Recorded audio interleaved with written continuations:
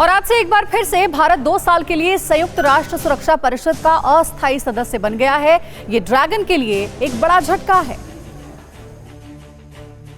हिंदुस्तान एक बार फिर ड्रैगन को मुंहतोड़ जवाब देगा, उसका पर्दाफाश करेगा, दुनिया को बताएगा कि आखिर किस तरह वो लगातार चालबाजियां करता रहता है। क्योंकि 1 जनवरी यानी आज से भारत एक बार फिर संयुक्त राष्ट्र सुरक्षा परिषद यानी यूएनएससी का अस्थायी सदस्य बनने के लिए तैयार है। साल 2020 में जिस तरह भारत ने हिमालय पर चीन की चुनौती का सामना किया है, उसके मद्देनजर दुनिया भर की निगाहें भारत पर टिकी हैं। कई देशों को अपनी आक्रामकता से परेशान करने वाले चीन ने यूएनएससी में पाकिस्तान का साथ देते हुए कश्मीर का मुद्दा उठाने की कोशिश भी की थी। ऐसे में ये 2 साल की सदस्यता भारत के लिए एक बड़ा मौका साबित हो सकती है। संयुक्त राष्ट्र में चीन ने अपनी स्थिति काफी मजबूत कर रखी है। न सिर्फ उसने बजट में योगदान बढ़ाया है, बल्कि उसके कई संगठनों के उच्च पदों पर उसके अधिकारी भी पहुंच चुके हैं। ऐसे में भारत की यूएनएससी सदस्यता का समय और भी अहम हो जाता है। चीन के खिलाफ आर्थिक मोर्चे पर कड़े फैसले ले चुका भारत अब अंतर्राष्ट्रीय मंच पर एक बार फिर चीन को बेनकाब करने के लिए तैयार है।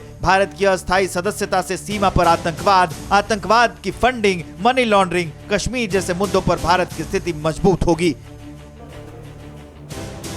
हिंदुस्तान एक ऐसी चाल चलने वाला है जिससे चीन के नापाक इरादे चित हो जाएंगे। उत्तराखंड सरकार ने इस पर अब तेजी से काम भी शुरू कर दिया है।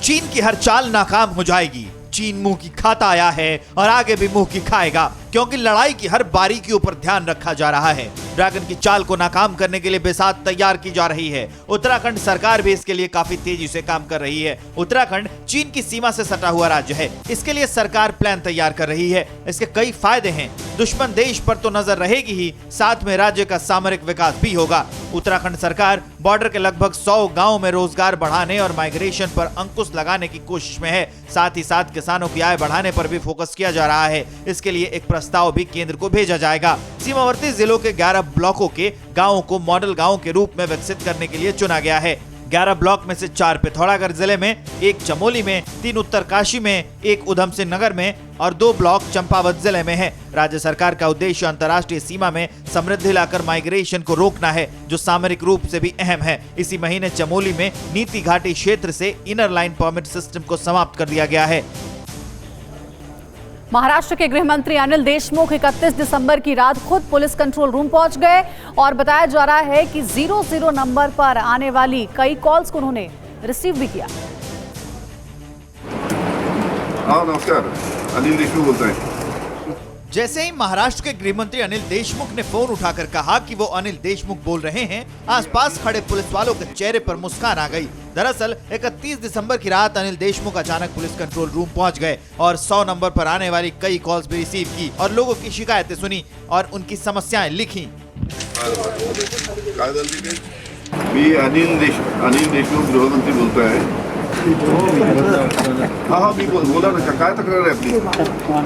आम्ही लगेच कळवतो आणि तुम्हाला तुमच्या सर्व परिवाराला नवीन वर्षाच्या फार फार शुभेच्छा।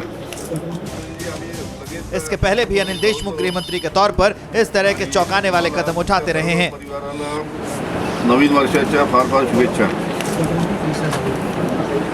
चला लगेच अच्छा। तो वहीं जम्मू कश्मीर के गुलमर्ग में नए साल का जश्न मनाया गया। बर्फ की सफेद चादर के बीच सैलानी यहां नया साल सेलिब्रेट करते दिखे। रात को करीबन -8 डिग्री सेल्सियस तक आज नापा गया और आप देख सकते हैं बर्फ है ये आप देख सकते हैं जम गया है और ये आइसकिल्स की शक्ल ले चुका है और लगातार गुलमर्ग और कश्मीर घाटी के अन्य पहाड़ी इलाकों की स्थिति इसी तरह है, जहां पर तापमान माइनस में लगातार गिरता जा रहा है। हालांकि सैलानी इस माइनस टेम्परेचर में भी लुत्फ उठा रहे हैं इन हसीन पहाड़ियों का, जो कि बर्फ़ से लिपटी हुई है। लेकिन इस बीच जो स्थानीय लोग हैं उन्हें कई दिक्कतों का सामना करना पड़ता है, क्योंकि जब पानी जम जाता है तो कई जो बेसिक फैसिलिटीज़ है उनमें रुकावट आ जाती है। आप अंदाज़ा लगा सकते हैं कि -8 डिग्री सेल्सियस के तापमान में जब यहाँ पर बर्फ़ जम जाती है तो स्थानीय लोगों के लिए सुबह के वक्त बाहर निकलना कितना कठिन है। गुलमर्ग, सोनमर्ग और पहलगाम जैसे हिल रिजॉर्ट्स में हालांकि लगातार सैलानी अब रुक करना शुरू कर चुके हैं, वहीं मैदानी इलाकों में लगातार ठंड बढ़ रही है। उस ठंड के कारण सुबह लोग घरों से निकलने में कतराते हैं।